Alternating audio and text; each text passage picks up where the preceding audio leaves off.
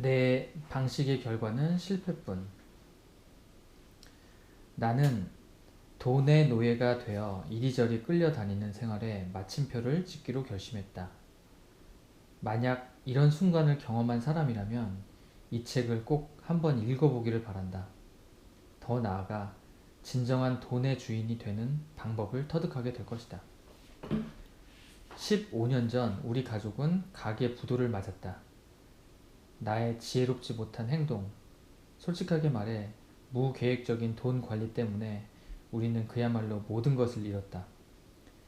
인생의 밑바닥으로 가는 내 인생 최악의 순간이었으며 역설적으로 얘기하면 그것을 계기로 모든 것들을 다시 한번 생각해주게 해주는 최고의 호재이기도 했다.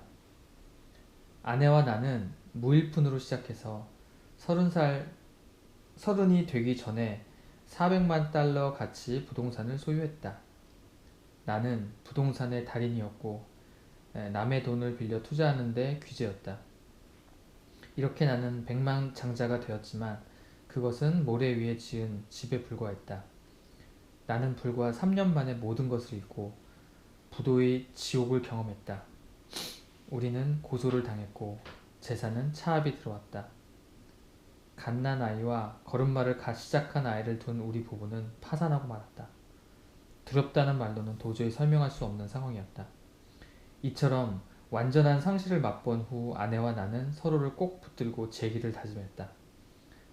순식간에 모든 것을 잃을 나는 돈이라는 것에 대해 어떻게 굴러가며 어떻게 통제할 수 있는지, 또 지혜롭게 돈을 관리할 수 있는 방법은 무엇인지 찾기로 했다. 돈에 관한 정보면 손에 잡히는 대로 모두 읽었다. 또 부자들을 만나 인터뷰하고 돈을 잘 관리하는 사람들을 만나 많은 이야기들을 들었다.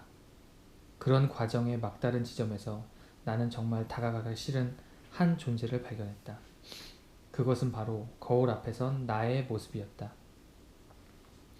궁극적으로 내가 그토록 깨닫고자 했던 돈에 관한 문제, 걱정, 약점들은 거울 속에 비친 나 자신에게서 시작되어 나 자신에게서 끝난다는 것을 발견했던 것이다.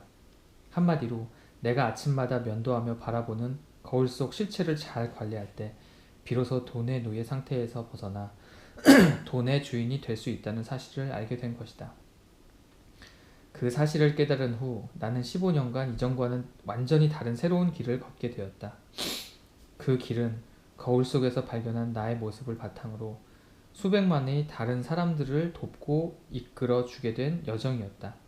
나는 그때 깨달은 돈에 대한 좁은 문으로 가는 법을 통해 Financial Peace와 More Than Enough라는 베스트셀러들을 냈고 Financial Peace 대학을 창설했으며 데이브 램지 라디오 쇼를 통해 내가 터득한 바를 많은 사람들에게 전해주었다.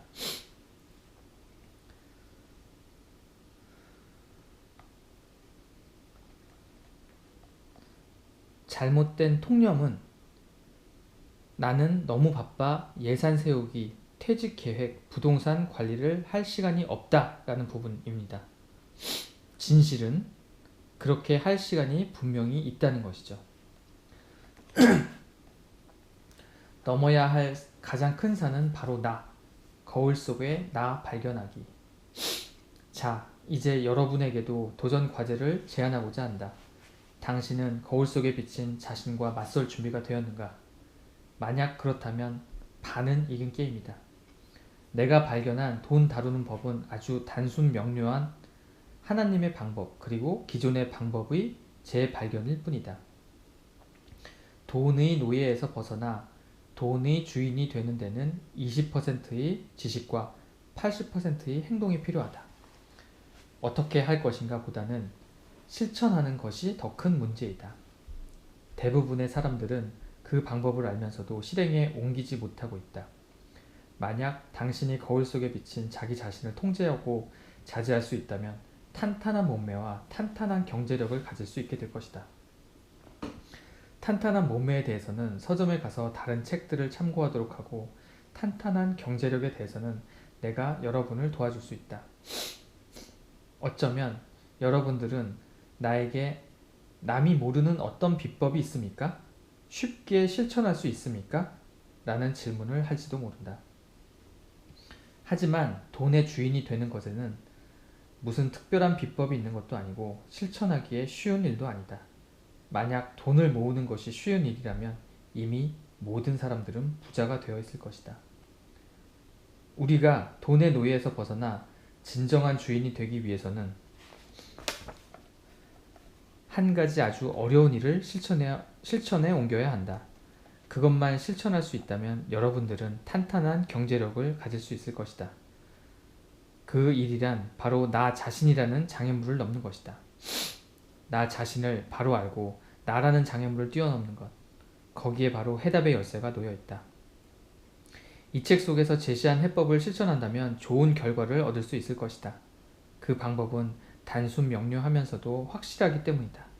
또한 돈 문제의 핵심은 바로 나 자신, 그 급소를 찌르고 있기 때문이다. 이 책에서는 돈의 노예 상태에서 벗어나 돈의 주인이 되기 위해 어떤 대가를 치러야 하는지 기술하고 있다. 이미 승자가 된 사람들은 이 대가를 치른 사람들이다.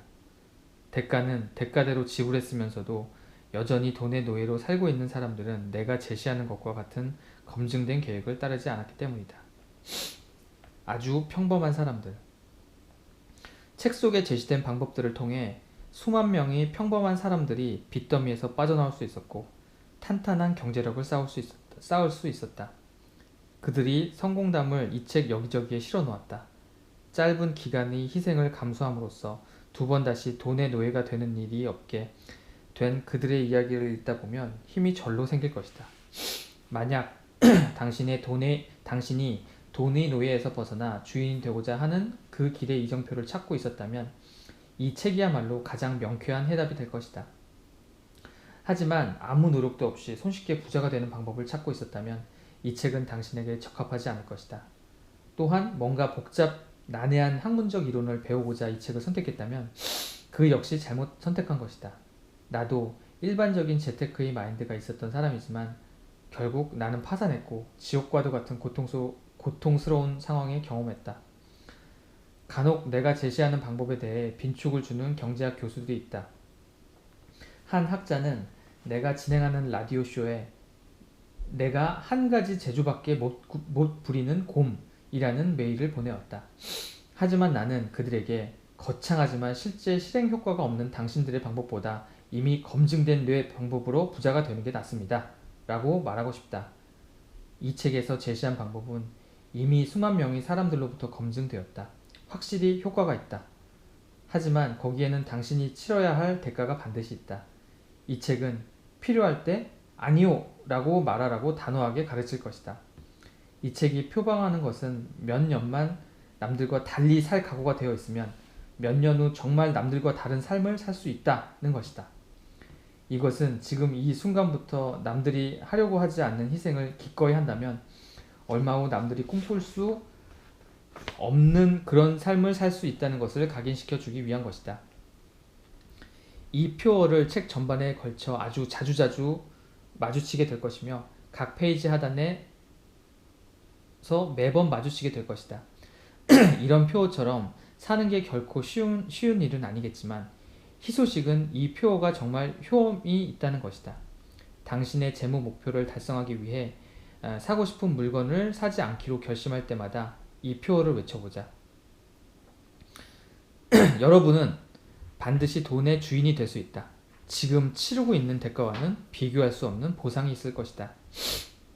밤늦게 일하고 피곤이 밀려올 때 이 표어를 자신에게 외쳐보자. 물론 이 표어가 기적의 방정식은 아니지만 이 표어를 자주 외치다 보면 결국 진정한 돈의 주인이 될 것이며 지금의 노고는 반드시 그 상급을 받게 될 것이다. 아직도 미성숙한 마인드를 가지고 있는 일부 독자들 중에서는 현재의 쾌락을 포기하지 못하는 어리석은 사람들이 있다. 이 책에서 제시하는 방법은 현재의 희생을 기꺼이 감수함으로써 몇 년 후 진정한 부자가 될 수 있는 방법이다. 재미삼아 불붙은 석탄 위를 걸은 사람은 아무도 없겠지만 잠깐의 고생으로 평생 계속될 걱정과 스트레스, 두려움에서 해방될 수 있다면 지금 기꺼이 석탄 위를 걷겠다는 사람은 많을 것이다.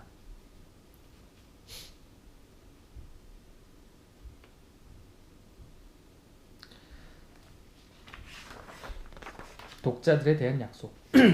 내가 여러분에게 약속할 수 있는 것은 이 책에서 설명하는 대로 따라한다면 전에는 상상도 못한 방법으로 빚은 청산하고 많은 저축을 할 수 있으며 남에게 베풀 수도 있게 된다는 것이다. 물론 이 방법에는 많은 희생과 인내가 필요하다. 이것은 전적으로 여러분이 하기에 달렸다. 이 책에서 결코 기적을 가르치지 않는다.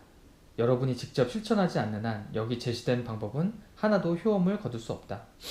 이 책을 통해 돈의 노예에서 벗어나 돈의 주인이 된 수많은 승리자들을 만나겠지만 단 한 사람도 거울 속의 자신과 싸워 이기지 않고 그런 결과를 가져온 사람은 없다. 더 이상 남을 원망하며 살지 말자. 우리 가정의 경제 상황이 이 지경이 된 것은 결코 배우자의 책임이 아니며 부모의 탓도 아니다. 또한 아이들의 탓도 아니고 친구들의 탓도 아니다. 이제부터는 자기 스스로 책임의식을 가지고 개선해 나가자. 내가 우리 가정의 경제 상태에 대해 전적인 책임을 지고 나섰을 때 우리 가정의 경제는 획기적인 전환점에 이르게 되었다. 마찬가지로 수많은 사람들이 이를 통해 빚을 청산하고 다시금 자신감과 통제력을 찾았으며 가정 경제의 미래를 밝히게 되었다. 이제 나와 함께 돈에 대한 걱정과 두려움, 죄책감으로부터 벗어나 진정한 부자로 거듭나는 행보를 시작하자. 우선 이 시작하기 전에 한 가지 명심해야 할 것이 있다. 여행의 첫 걸음은 나 자신이라는 가장 큰 장애물을 넘는 것에서부터 시작된다는 것이다. 데이브 램지의 조언. 목적이 뚜렷하지 않은 저축은 쓰레기와 같다. 돈이 당신을 위해 열심히 일하도록 하고 빈둥거리게 만들지 말자.